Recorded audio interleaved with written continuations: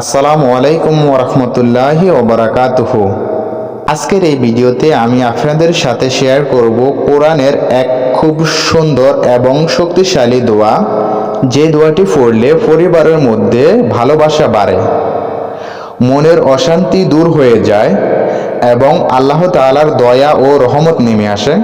যদি আপনি চান আপনার স্বামী বা স্ত্রী এবং আপনার সন্তানরা আপনার জীবনের সবচেয়ে বড় সুখ হয়ে উঠুক, তাহলে এই দোয়াটি অবশ্যই সবাই মুখস্থ করে নেবেন, যাতে আপনারা নিয়মিত এই দোয়াটি পাঠ করতে পারেন সংসারের শান্তির জন্য।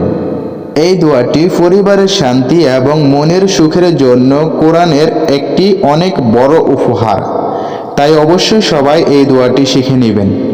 দোয়াটি হচ্ছে, রাব্বানা হাবলানা মিন আজওয়াজিনা ওয়া দুররিয়াতিনা কুররাতা ইউনিন ওয়াজআলনা লিল মুত্তাকিনা ইমামা। এই দোয়াটির অর্থ, হে আল্লাহ, আমাদের সংসারের স্বামী স্ত্রী এবং আমাদের সন্তানদের আমাদের চোখের শীতলতা এবং মনের শান্তি বানিয়ে দাও। আমাদেরকে তাদের জন্য ভালো পথের আদর্শ এবং মুত্তাকিদের নেতা বানিয়ে দাও।